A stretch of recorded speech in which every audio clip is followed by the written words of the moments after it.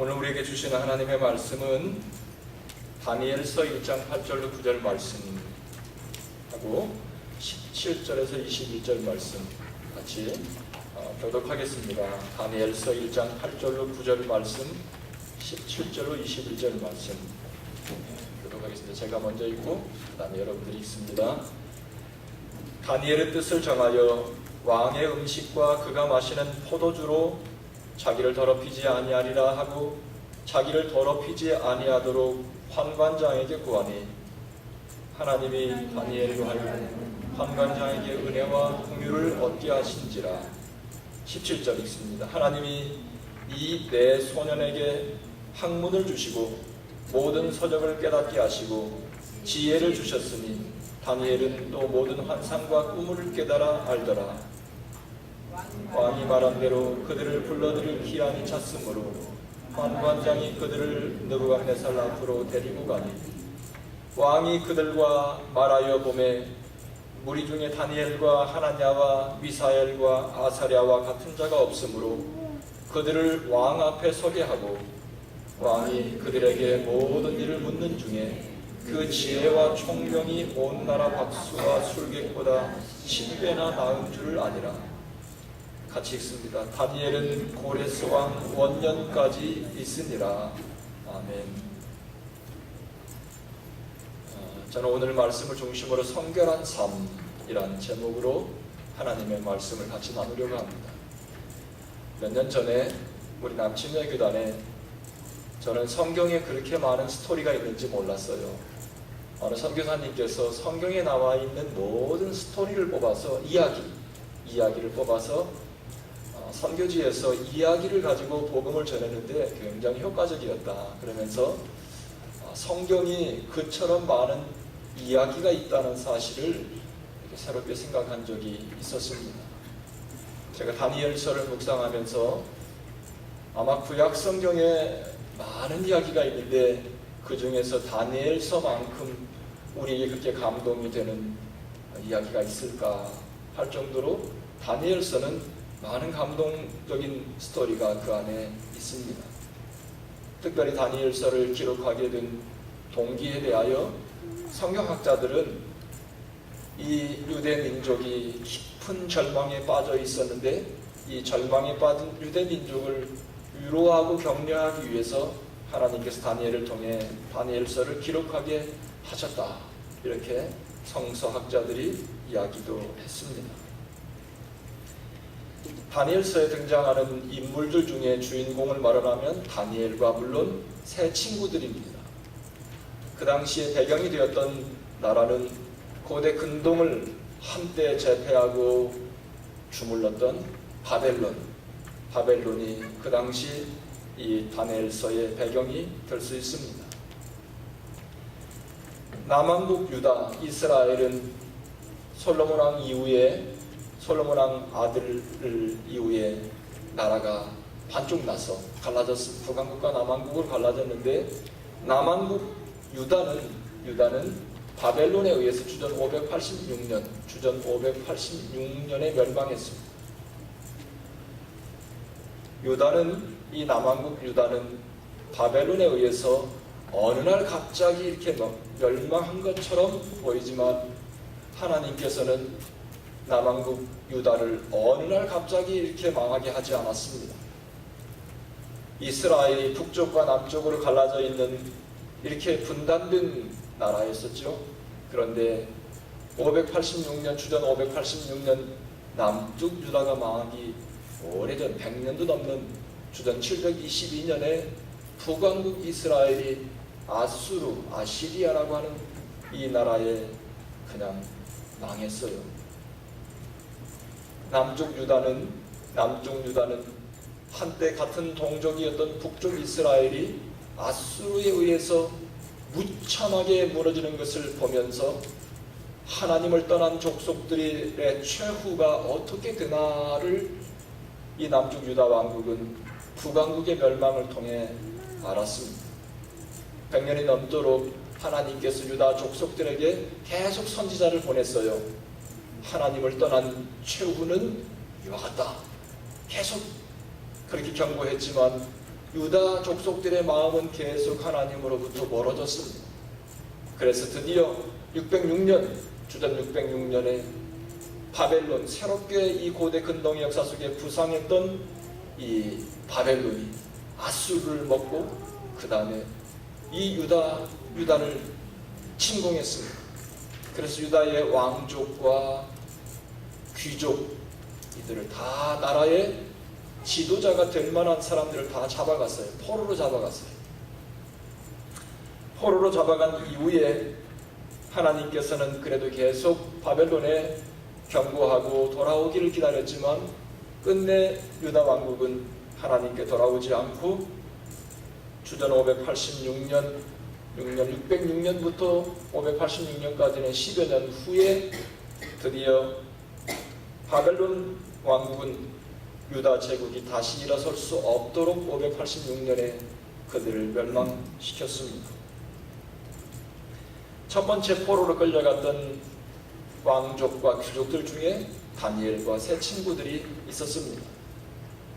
하나님께서 제가 설교서도에 말씀드렸지만 유대 족속들에게 희망과 격려하기 위해서 다니엘서를 기록하게 했다. 바벨론의 느부갓네살 왕은 포로로 잡혀온 왕족과 귀족들 중에서 1장 앞부분에 보면 흠이 없고 용모가 아름답고 지혜와 지식과 학문에 익숙하고 왕궁에 설만한 사람들, 그러니까 설만한 뭐예요? 소년들, 영 제너레이션, 앞으로 유대 민족의 지도자가 될 만한 흠이 없고 용모가 아름답고 지혜와 지식과 학문이 익숙한 사람들을 골라서 이들을 3년 동안 특별한 교육, 바벨론의 학문과 언어를 가르치고 왕이 먹는 왕의 음식을 먹게 하고 왕이 마시는 포도주를 마시게 이렇게 특별하게 바벨론으로 교육해서 유대 민족을 바벨론화하려고 느부갓네살 왕은 특별한 계획을 갖고 있었습니다. 자, 다니엘과 세 친구들은 특별하게 선택된 사람들이었습니다. 기회입니다. 나라가 비록 멸망해서 이렇게 바벨론에 의해서 포로로 잡혀왔지만 이방의 고대 근동을 호령했던 바벨론 느부갓네살 왕에게 선택된 이 왕족과 귀족들, 특별히 다니엘과 그의 세 친구들에게는 기회입니다. 기회. 그런데 여러분, 오늘 다니엘서 말씀을 통해 이런 기회 앞에 하나님의 사람들이 어떻게 했나를 지켜보며 오늘 아침에 우리는 하나님의 메시지, 교훈을 얻어야 할 것입니다. 8절에 보면 오늘 본문은 이렇게 시작합니다. 같이 읽습니다. 시작. 다니엘은 뜻을 정하여 왕의 음식과 그가 마시는 포도주로 자기를 더럽히지 아니하리라 하고 자기를 더럽히지 아니하도록 환관장에게 구하니. 다니엘이 뜻을 정했다. 다니엘이 뜻을 정했다. 뭐하기로? 왕이 먹는 음식과 포도주로 자기를 더럽히지 않겠다. 결단한 거예요. 나는 이 말씀을 보면서 왜 다니엘이 왕의 음식을 먹고 왕이 마시는 포도주를 마시는 게 뭐가 그렇게 자신을 더럽게 한단 말인가? 이런 생각을 하게 되었습니다. 바로 여기에서 오늘 우리가 이 아침에 저와 여러분이 주님의 말씀에 귀를 기울이고 말하고자 하는 포인트가 있는 것입니다. 먼저 다니엘이 바벨론 왕 느부갓네살이 특별하게 베풀었던 그 왕의 음식과 포도주가 왜 자신을 더럽게 한다고 생각했나? 몇 가지 이유가 있어요. 첫 번째는 하나님 앞에 헌신되지 않은 저 이방의 잡신들에게 무릎을 꿇고 하나님을 모르는 저 이방인들이 만든 음식을 먹는 자는 하나님이 기뻐하지 않는다. 두 번째, 바벨론 왕이 먹는 음식에는 하나님의 말씀에 먹지 말라고 금한 음식들이 있어요. 구약 성경에 보면 레위기서에 부정한 음식과 정한 음식이 있어요. 깨끗한 음식과 먹지 말아야 될 음식이 있다고 하나님께서는 하나님의 백성들에게 분명히 가르치셨어요. 클린 푸드, 언클린 푸드, 레위기서에 보면. 그런데 바벨론 왕의 식탁에 올라오는 음식들에 보면 하나님이 먹지 말라 한 음식이 있다는 거예요. 그러니까 안 먹겠다는 겁니다. 세 번째는 바벨론 왕의 음식은 그들이 전통적인 이 문화가 있는데요. 왕이 먹는 음식을 바로 왕에게 그냥 만들어서 올리는 게 아니라 그들이 섬기는 신에게 먼저 다 바친 다음에 이 왕이 들고 잘 소화를 하라고 하는지 뭘 하는지 그렇게 신에게 먼저 우상에게 잡신에게 먼저 드린 다음에 이렇게 왕에게 바쳤습니다. 그렇기 때문에 이것은 귀신에게 드려진 제물을 먹는 것은 하나님의 백성으로서 옳지 않은 일이라 생각하고 다니엘과 세 친구들은 먹지 않겠다. 내 자신을 이 귀신에게 잡신들에게 드려진 이 우상의 제물을 먹고 더럽히지 않겠다. 출애굽기 34장 15절에 보면 성경은 이렇게 말합니다. 너는 삼가 그 땅의 주민과 언약을 세우지 말지니 어떠한 뭐를 이렇게 얽히고 섞이지 말라. 언약을 세워서 왜?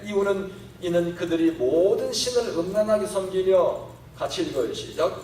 그들의 신들에게 제물을 드리고 너를 청하면 네가 그 제물을 먹을까 하며 네가 우상에게 잡신들에게 드려진 그 우상의 제물을 먹을까 두려우니 가서 어떤 것도 관계를 맺지 마라. 언약을 맺지 마라. 이런 말씀을 다니엘이 알고 있었기 때문에 그 음식 먹지 않겠다는 거예요. 나 채소만 먹겠다는 거예요. 네 번째는 구약 성경은 독주 마시지 말라 그랬어요. 유대인들의 전통적인 음료는 포도즙을 먹었어요. 물이 귀하니까 포도 농사는 잘 되죠. 그래서 포도를 농사에서 즙을 내요. 즙을 내서 포도주스처럼 마셨는데 시간이 지나면 어떻게 되겠어요? 냉장고가 없으니까 이게 발효가 돼서 포도주가 되는 거예요. 포도주가 되면 색깔이 바뀌어요. 그걸 먹지 않았어요. 독하고 알코올이 있어서 취하니까. 그래서 구약 성경에 보면 독주를 다 금했어요. 왕도 독주 마시지 말라. 독주 마시면 눈이 이상한 걸 보여서 막 물에 둥둥 떠 있는 것 같고 이상한 짓을 하니까 먹지 말라. 그런데 이 유대인들은 독주를 마실 때 어떻게 했냐면 그러니까 거기다 물을 탔어요. 독주 한 잔에 물 3잔, 6잔, 10잔 이렇게 섞으면 독이 없어지잖아요. 이렇게 해서 음료를 대신해서 마셨는데 바벨론은 그냥 마셨어요. 독주를 그냥 마시니까 이후 열을 막론하고 다니엘과 그 세 친구들은 비록 이 몸은 이방 땅의 자유를 박탈당하고 포로로 잡혀와 있지만 나는 하나님의 백성으로 꼿꼿하게 고고하게 내가 비록 밥을 굶더라도 내가 내 목이 날아가더라도 나는 하나님의 족속으로 깨끗하게 채소만 먹고 그냥 살겠다는 거예요. 자신을 더럽히지 않겠다고 뜻을 정했던 이 다니엘의 이 마음, 나는 오늘 이 아침에 이 마음을 여러분과 제가 묵상하고 하나님의 은혜를 나눠야 된다고 저는 믿습니다. 다니엘서에 보면 많은 감동 어린 이야기들이 나옵니다. 다니엘은 그 바벨론 왕국의 느부갓네살 왕이 꾸었던 꿈을 해석할 수 있는 아무리 지혜자도 그 꿈을 해석하지 못했어요. 다니엘은 하나님이 주시는 지혜로 꿈도 해석하고 사자 굴 속에 사자밥이 되라고 이놈 사자밥이 돼 죽으라고 사자 며칠씩 굶긴 사자 굴 속에 집어넣는데도 다니엘은 사자들이 가서 물지 않았어요. 먹지 않았어요. 비 앞에 빙빙 돌면서 그런 기적이 있었죠. 또 다니엘의 세 친구들은 우상에게 절하지 않는다. 바벨론의 왕이 세운 그 우상에 절하지 않는다고 풀무불 속에 우리 큐티책에 보니까 여러분 그것은 뭐 사우나 탕이 아니에요. 몇 배 지옥보다 뜨거운 그곳에 던졌는데도 타 죽지 않았어요. 이 사람들이 타 죽지 않은 거 보니까 적당히 뜨뜻했나 보구나. 근데 그 다음에 로마의 이 군인들이 가서 뭐 집어넣다가 어떻게 해요? 자기들이 막 밖에 있는 사람이 타 죽었어요. 그만큼 뜨거운 거예요. 근데 죽지 않았어요. 다니엘서에 보면 1장 이하 2장부터 12장까지 얼마나 기적 같은 감동의 스토리들이 많이 있어요. 그러나 나는 이 말씀을 묵상하며 그 어떤 감동의 스토리보다도 오늘 이 말씀, 다니엘이 자신을 더럽히지 않겠다고 뜻을 정했던 이 마음이 저에게 감동이 된 거예요. 우리 모두에게 이 마음이 감동이 된 것입니다. 다니엘의 이 결단과 고백, 뜻을 정하고 다니엘은 뜻을 정하여 왕의 음식과 그가 마시는 포도주로 자기를 더럽히지 않겠다. 나를 더럽히지 않겠다. 자기를 더럽히지 아니하도록 환관자에게 구하니. 나는 다니엘이 고백했던 이 마음의 자세뿐만 아니라 그가 생각만 한 게 아니라 이 로열 오피셔 왕이 먹는 모든 걸 다 왕의 옆에서 그 사신에게 직접 가서 말을 했어요. 내가 왕이 주는 거 먹지 않겠습니다. 그래 나는 채소만 먹겠습니다. 우리는. 그러니까 이 환관장 로열 오피셔가 뭐라 하냐면 느부갓네살 왕이 누군지 너 알지 못하느냐? 그러면서 왕이 3년 동안 왕이 내리는 음식을 먹고 왕이 마시는 포도주를 마시고 난 후에 왕 앞에 그 중에서 골라서 서게 한다 했는데 왕의 명을 먹이면 내 목이 날아가는 걸 모르냐. 그러니까 다니엘이 뭐라고 제안했냐면 10일만 테스트를 해봅시다. 우리는 채소만 먹고 10일이 지난 후에 우리의 얼굴이 초췌하거나 윤기가 나지 않으면 그때는 당신이 말대로 그냥 먹겠습니다. 그리고 10일 후에 이렇게 이제 이런 말을 했던 다니엘의 그 자세, 마음 자세를 보고 나는 내가 감동받기 전에 하나님이 감동받지 않았을까? 이놈이 이렇게 생각하는 그 마음이 얼마나 감동이에요. 때는 이때다. 내가 그동안 무명의 용사가 이렇게 민족을 대표하는 비록 이방 땅의 바벨론 느부갓네살 왕이 나에게 제안한 것이지만 하지 않고 어떠한 성공도 타협하지 않고 자신을 고고하게 깨끗하게 하나님 앞에 헌신하고 드려야 되겠다는 이 일념, 성결의 삶을 향한 일념, 열망, 이것밖에 다니엘과 그의 친구들 마음에 없었습니다. 성결한 삶. 영어로는 the consecrated life. 성결한 삶을 향한 다니엘의 그 마음, 이것이 바로 우리를 향한 주님의 부르심이다. 우리를 향한 주님의 부르심. 저는 올여름 하나님께서 우리 교회에게 주시는 메시지 한 단어로 말하라 이렇게 말하면 성결입니다. 성결. 어떤 때는 우리가 의도적으로 계획하고 뭘 하는 것도 있지만 하나님께서 우연같이 우리에게 뭔가를 연결시켜 주세요. 생각지도 못했던 걸 생각하게 하고 깨닫게 하고 인도함을 받는데 하나님께서 너무나도 우연같이 우리 교회에 계속 성결에 대하여 말씀하고 있는 거예요. 올여름에 우리 여름방학에 특강하잖아요. 특강하는데 제가 지난번 프레이어 컨퍼런스에 갔는데 거기서 성결에 대하여 책을 나눠주고 우리에게 목사님들을 교육을 시키면서 도전했어요. 그러면서 올여름에 성결에 대하여 이 책을 같이 나눠야 되겠다 생각했어요. 또 오늘 말씀 주일하지 지난 한 주간에 말씀 묵상하는데 다니엘의 내 자신을 어떤 것으로 더럽히지 않겠다고 마음을 먹고 결단하고 있는 다니엘의 결단, 이것은 결국 성결의 삶을 향한 열망이에요. 깨끗하게 내가 비록 성공하지 못해도, 내가 비록 많은 걸 가지지 못해도, 내가 많은 걸 이루지 못해도 하나님 앞에 깨끗하게 나의 일생을 바치겠다 하는 이 마음이 다니엘의 마음속에 있었고 느부갓네살도 그 누구도 이 마음을 꺾을 수 없던 거예요. 오늘 이 아침에 하나님께서는 다니엘의 그 마음을 수천 년이 지난 오늘날 다니엘의 삶을 통해 우리에게 도전하고 있는 것입니다.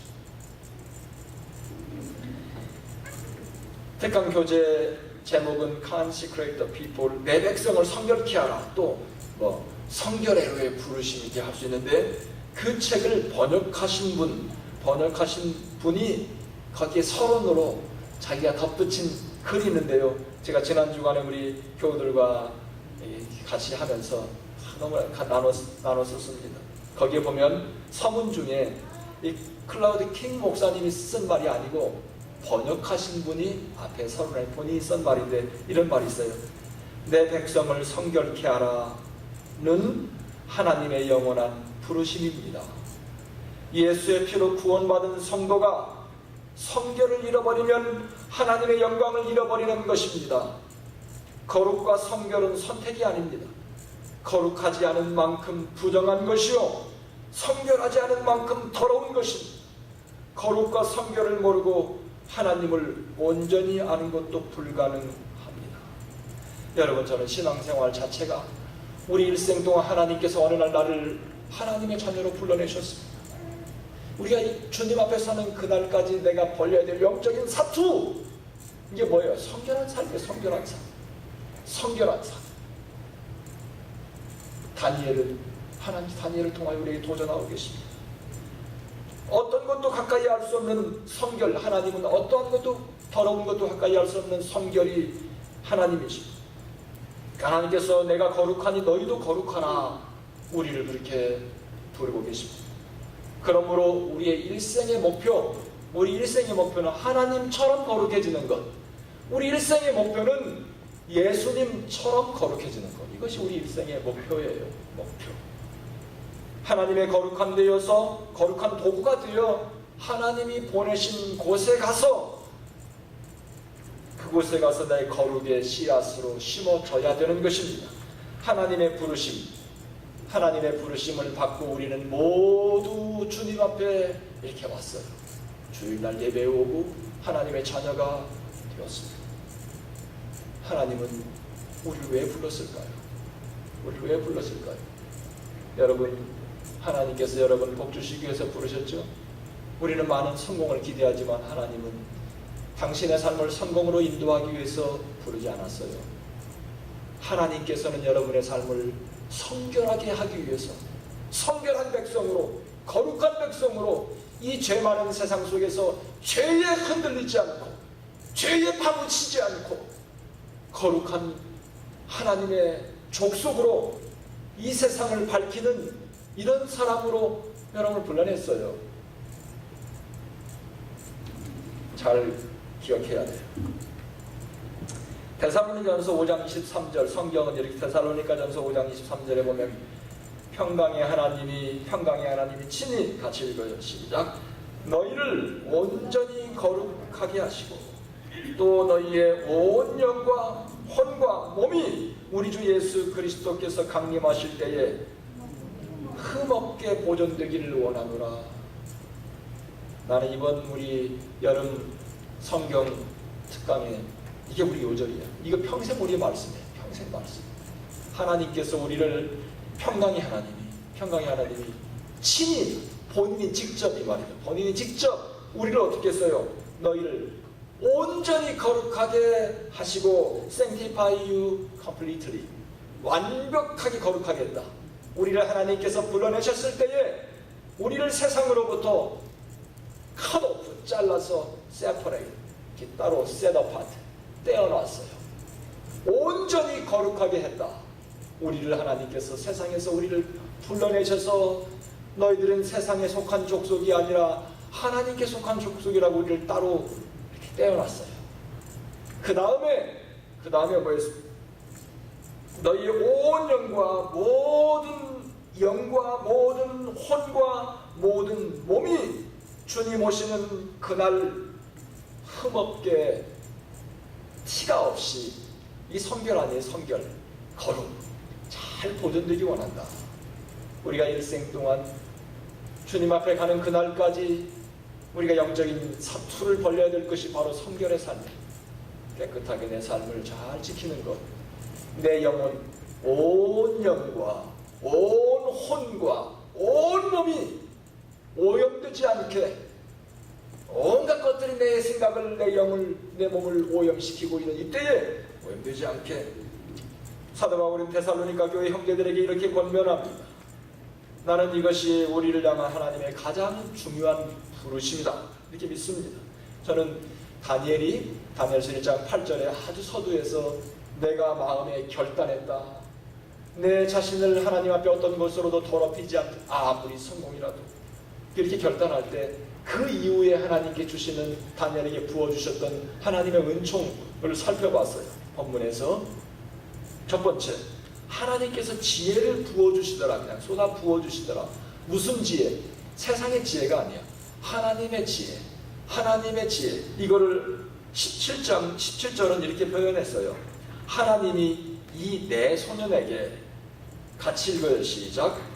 학문을 주시고 모든 서적을 깨닫게 하시고 지혜를 주셨으니 다니엘은 또 모든 환상과 꿈을 깨달아 알더라. 여러분, 학문 좋아해서 이곳에 와 계시다. 학문, 이런 말씀이 성경에 있어요. 학문을 주신다.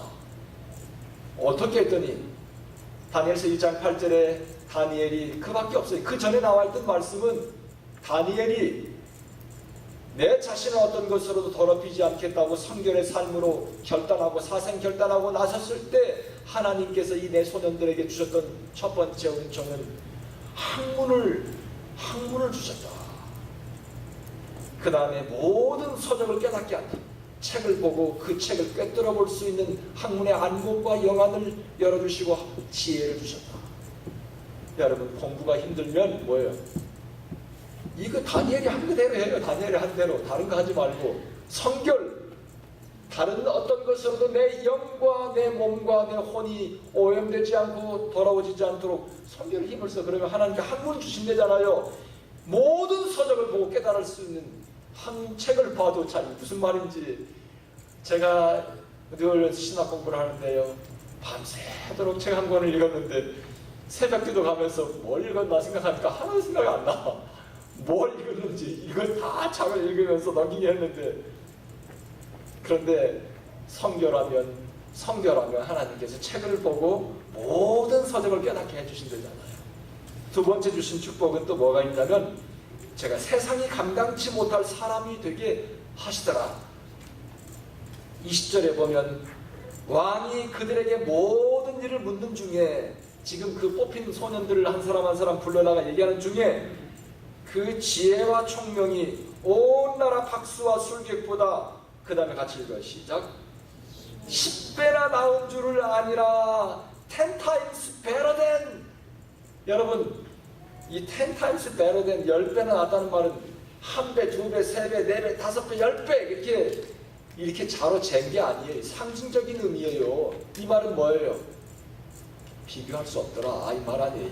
그러니까 마치 제가 여기 조금 하는 아이들하고 하는 말하고, 아이들하고 여기 지수하고 저하고 지금 무슨 뭘 비교하는 자체, 저한테 뭐예요? 기분 나쁜 거예요. 지금 내가 이것처럼 다니엘과 이 내 친구들, 내 지혜는 바벨론 왕국에 지혜가 있다고 하는 사람들보다 10배나 낫더라. 비교할 수 없더라.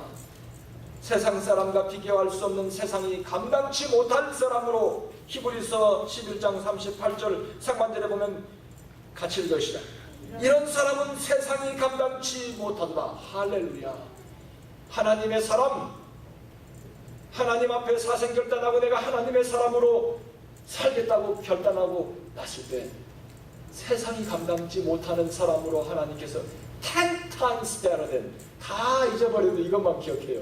10배나 지혜 나은 줄, 10 times better than. 할렐루야. 내가 주님 앞에 나아갈 때 우리를 엑셀런트하게, 우리 오늘날로 말하면 엑셀런트하게만, 미국에서요, 우리같이 유색인종들이 살아남기 위해서는 비슷비슷하면 미국 사람들의 눈에 안 들어와요. 가능하면 그냥 화이트가 데려다 쓰죠. 근데 엑셀런트하게 탁 솟아나면 이 사람들도 갖다 써요. 할렐루야. 10 times better than 하려면 어떻게 하라고요? 다니엘처럼 성결을 가지고 사투를 벌려요. 그 다음에 세 번째는 영광스럽게 하신다.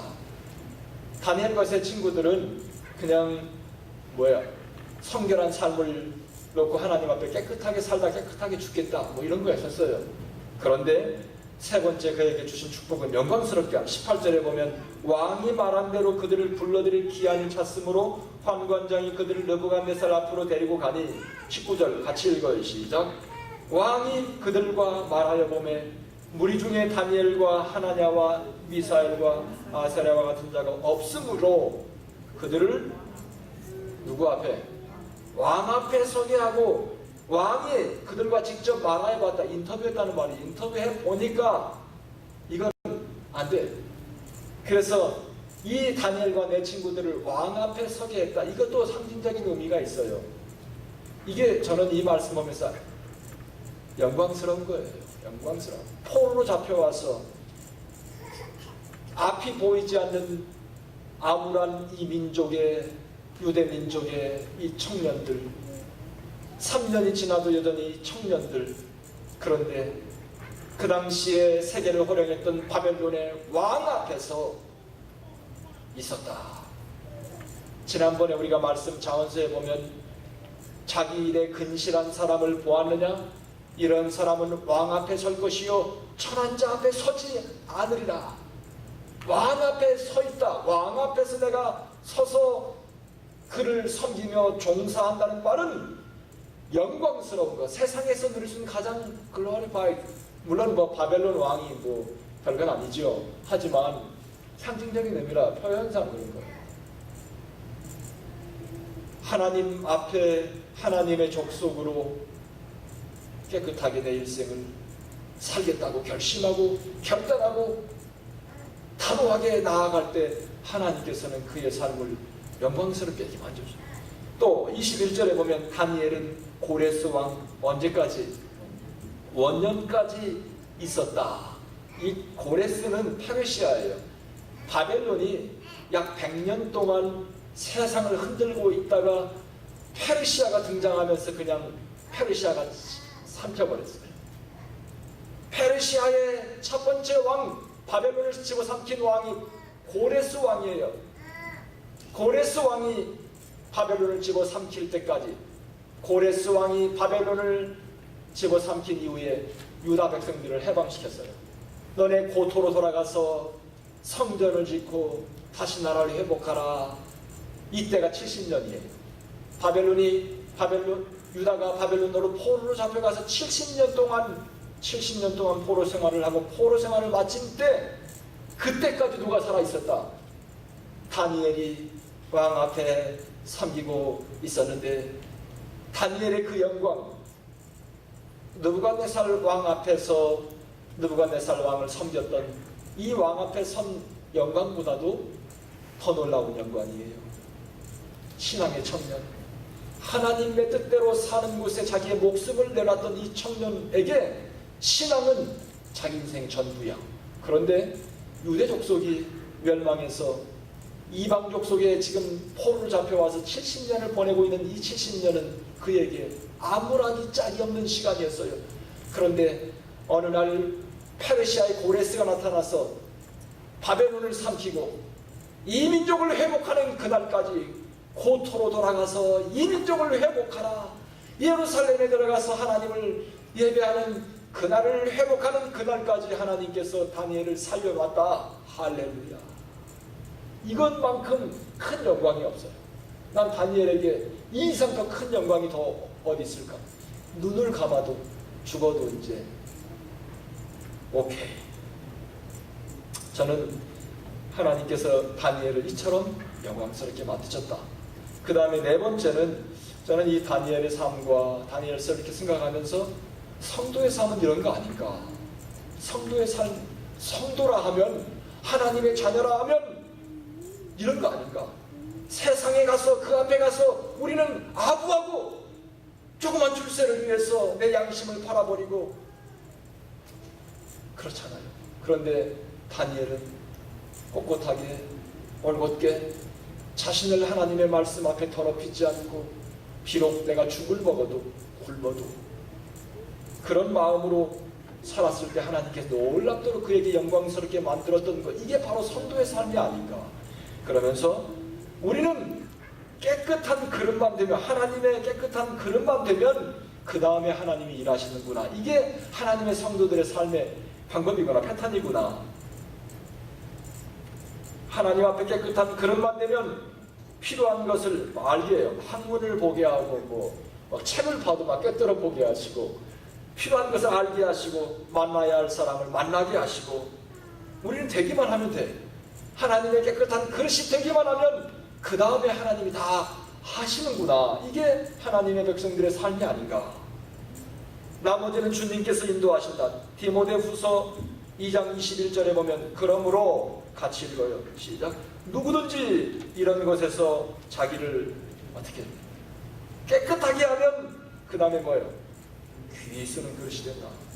누구든지 이런 것에서 자기를 깨끗하기만 하면 하나님께 귀하게 쓰임받는 그릇이 된다. 하나님이 귀하게 쓰면 되지 않습니까? 여러분, 세상을 살며 우리는 내가 어떻게 살까? 내가 뭘 해먹고 살까?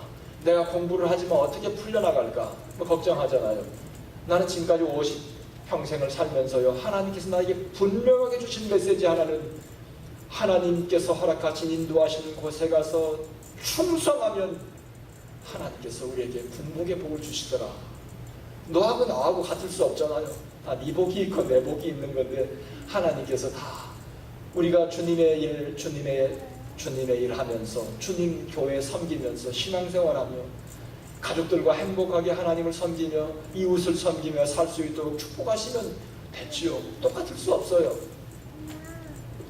우리는 자꾸 되려고 하지 말고 자꾸 되려고 하지 않고 무엇인가를 하려고 한다. 이게 우리의 큰 실수예요. 누구든지 자기를 깨끗하게 하면, 성결하게만 하면 귀하게 쓰임받는 그릇이 된다. 무엇인가를 하려고 덤벼들지 말고 먼저 쓸만한 사람이 되라. 하나님께서 하나님의 것을 마음 놓고 쏟아 부을 수 있는 사람이 돼야 돼요. 만약에 저에게 막 돈을 하나님께서 막 돈을 쏟아 부어 주셨다. 역대 이래로 복권 당첨돼가지고 이혼 안 하는 사람 없대요.